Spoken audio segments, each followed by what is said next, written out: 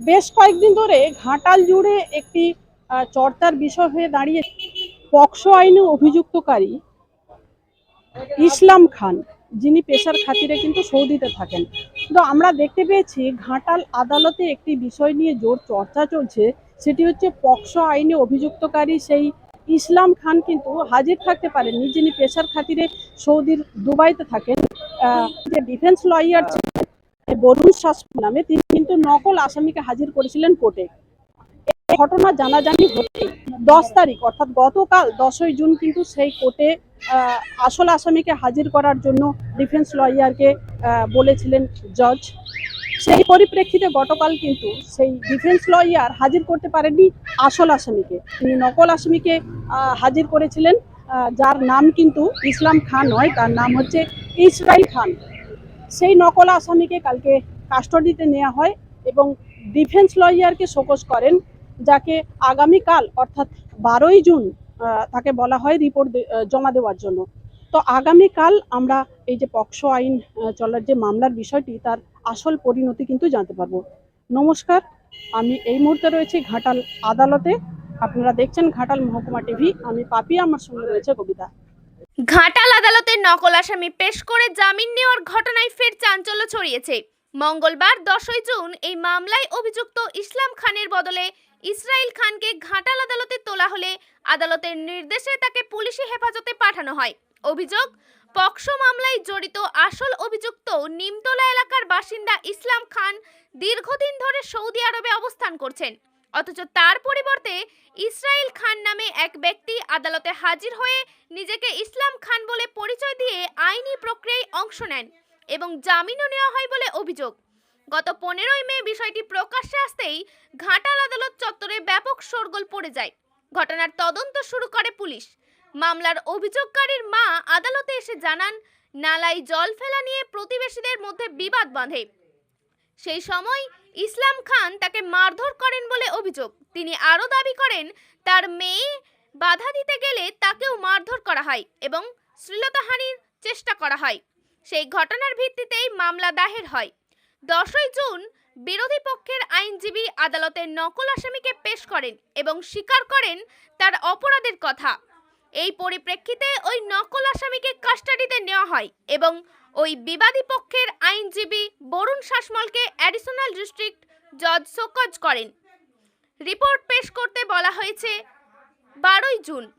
উল্টো দিকে পুরো বিষয়টি সরকারি কৌঁসুলি দিলীপ দাসের তত্ত্বাবধানে রয়েছে। কি জানাচ্ছেন দিলীপ বাবু? নমস্কার, সাংবাদিক পাপিয়া বন্দ্যোপাধ্যায় এবং কবিতা সাঁতরার রিপোর্ট। সংবাদ পাঠে আমি শ্রাবণী সাঁতরা। আপনারা দেখছেন এমটিভি ঘাটাল। আমরা গতকাল দেখেছি যে একটি পকসো আইনে যে নকল আসামির একটা কেস চলছিল, সেখানে গতকাল নকল আসামির যিনি লয়ার ছিলেন তাকে শোকজ করা হয়েছে এবং একটা ঘটনা ঘটেছে এখানে। তো সেই পুরো ঘটনাটা যদি আমাদেরকে একটু বলেন যে কি ব্যাপারটা হয়েছে। ঘটনাটা হচ্ছে 15/5/2025 সালে দাসপুর থানার অন্তর্গত নিমতলা গ্রামের একটি বাচ্চা মেয়েকে শ্লীলতাহানি করে এবং সেক্সুয়াল অ্যাসাল্ট করে। সেই হিসাবে দাসপুর থানা পকসো কেস স্টার্ট হয়। মেন আসামি হচ্ছে এখানে ইসলাম খান। ঘটনার পর উনি চলে যান। উনি থাকেন সৌদি আরবের দুবাইতে উনি থাকেন। এর পরবর্তীকালে কেস স্টার্ট হওয়ার পর দেখা যায় যে এই কেসে ডিসি এসে কমপ্লেন করছে যে উনি কি করে বেল পেলেন, উনি তো সৌদি আরবে আছে। এখন আমি এই কেসে সরকারি আইনজীবী দিলীপ কুমার দাস, কারণ আমি ঘটনাটা জানার পর আমি কোর্টের নজরে নিয়ে আসি। কোর্টে একটা পিটিশন দিই। কোর্ট একটা সুমোটো একটা দাসপুর থানাকে রিপোর্ট চেয়ে পাঠায় যে ঘটনাটা হোয়াট কি এটা একটু তদন্ত করে আমাকে রিপোর্ট দেন। রিপোর্ট দেবার আসার পর দেখা যায় সত্যিকারে যে আসল যে আসামি ইসলাম খান, উনি থাকেন সৌদি আরবে। যে আসামিকে উনি এই কেসের যে ডিফেন্স লয়ার বরুণ কুমার শাসমল, উনি একটা নকল ব্যক্তিকে নিয়ে এসে উনি ইসলাম খান সাজিয়ে বেলটা উনি কোর্ট থেকে করে নিয়ে চলে যান। তারপর কোর্টে যখন নজরে আসে তখন কোর্ট থানাকে রিপোর্ট চায়। রিপোর্ট আসার পর ওনার বিরুদ্ধে অনেকে বলেন যে 10/6/2026 সালে আসল আসামি বা অরিজিনাল আসামি কিংবা নকল আসামি দুজনকে কোর্টে প্রডিউস করতে হবে। গতকাল 10/6/2026 তারিখে এই কেসের যে লয়ার বরুণ কুমার শাসমল, আসামি পক্ষের যে লয়ার, উনি আসল আসামিকে বাদ দিয়ে নকল আসামিকে নিয়ে হাজির করান এবং কোর্ট সঙ্গে সঙ্গে ওনাকে কাস্টডিতে নেয়। আর এই বরুণ শাসমলের বিরুদ্ধে কোর্ট একটা শোকজ করেন, যে ওনাকে বলেন যে আপনি 12 তারিখের মধ্যে আপনি লিখিত আকারে জানান কেন আপনি নকল আসামিকে কোর্টের মধ্যে নিয়ে আসলেন, সেই কারণ আপনাকে দেখাতে হবে। আমার নাম দিলীপ কুমার দাস, সরকারি আইনজীবী।